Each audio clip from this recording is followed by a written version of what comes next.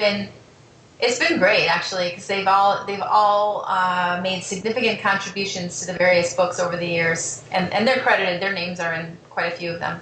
Oh, excellent. Yeah, I remember when I wrote 5 poems for an anthology of children's poems years ago, and my daughter was 11 or 12, and that was the perfect age for me to bounce them off her, and I was in that same mindset with her, so it became easy to write. So when your kids are little, it's easier to write for what you know your kids will like because you're so locked into that. My kids are kind of big now; they're all teenagers, but when I started, they were young. Mm-hmm.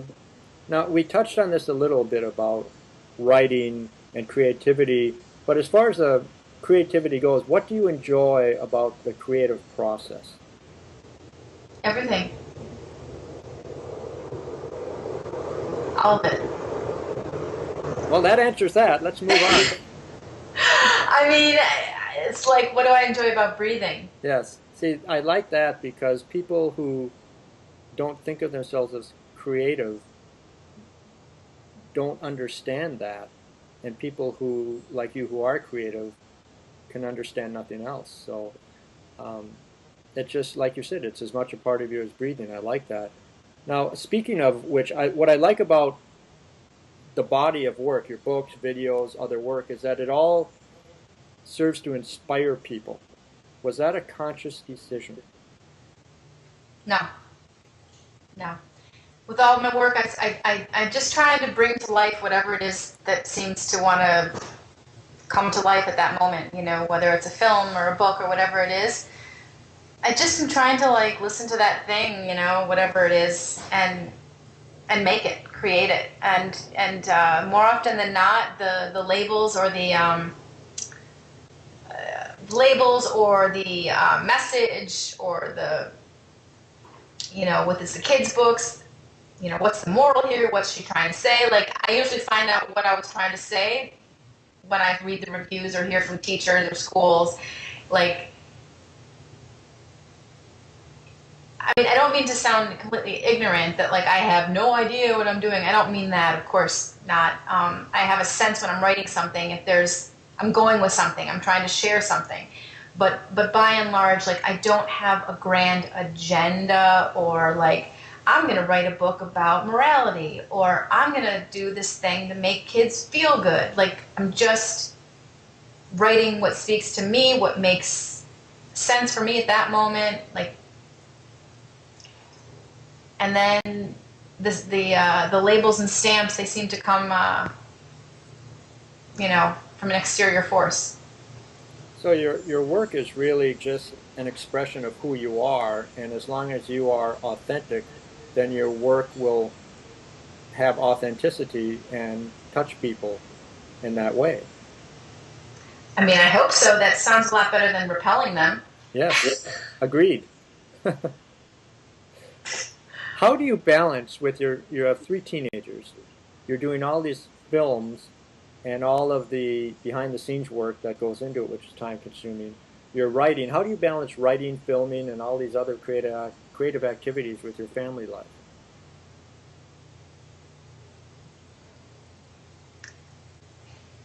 I don't know. I just, you know, I just do. I don't know. I don't really know. I mean, there are things that need to get done every day, like, you know, get up, essentially get dressed, get the kids to school, you know. Then there's, like, things that are less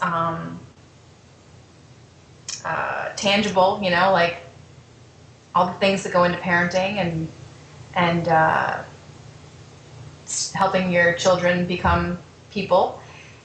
And so there's that whole universe, and then there's the universe of my work and the universe of my friends and all those things. So it's the same for anybody. I mean, it's just a matter of, all right, you're awake, what? How many hours are we awake every day? Let's say, you know, 8 to midnight. So 16 hours a day.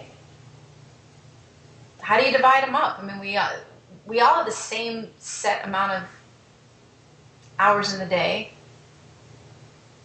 That doesn't change, and the planet is what it is. So we have some concrete variables, concrete realities, and then you just fill it in as you go. So I don't know. I mean, I don't mean to like give a skirt the ask. I hope that this sounds like a real answer. I mean it as a real answer. Yeah. I think it's all anybody can do is just what they know how to do. This is how I do it. It's all about integration, as I see it, because my personal life and professional life are so integrated and intertwined. People say, well, how many hours a day do you work? I say, I have no idea. I couldn't even begin to it. And it's been so many years since I've worked a 9-to-5 job that when your life is so integrated like that, where you're doing something work-related, and then 5 minutes later you're doing something family-related, and then 10 minutes later you're doing something else, and it all just flows together. I can't imagine living any other way. I think that's accurate for me as well. It's not so delineated. There's a seamless integration to all those pieces. Mm-hmm. Absolutely. Well, let me ask you one more question that you won't have an answer for. It sounds like your life is filled with a lot of love, a lot of fun. What advice would you give to people who want to live an inspired life? And that brings to mind the Thurman quote. I imagine that's a good answer. Absolutely.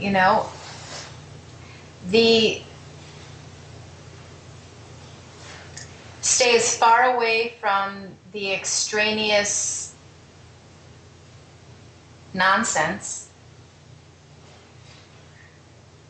or as an extreme version would be extraneous toxic things, mm-hmm. whatever that means to you. That's the word I was thinking of. So nonsense and toxic they both interfere in their own way, yep. So when you remove as much of that as possible, you're left with like a whole sort of meadow of possibilities, I think. I like that. That's very well put. Well, Amy, thank you so much for this wonderful interview. I really enjoyed talking to you. I'll be including links to your books and videos and websites on this post. But what's the best way for people to get in touch with you? To call you directly on your cell phone? No, I'm kidding. Well, that's not going to work because I don't have a cell phone. But I'm kidding. Probably just through the Who Is Amy website, whoisamy.com. Excellent. Well, thank you so much. It's been a joy talking to you, and good luck with your future endeavors. Thank you so much, Phil, and good luck with your films. You bet. Bye-bye.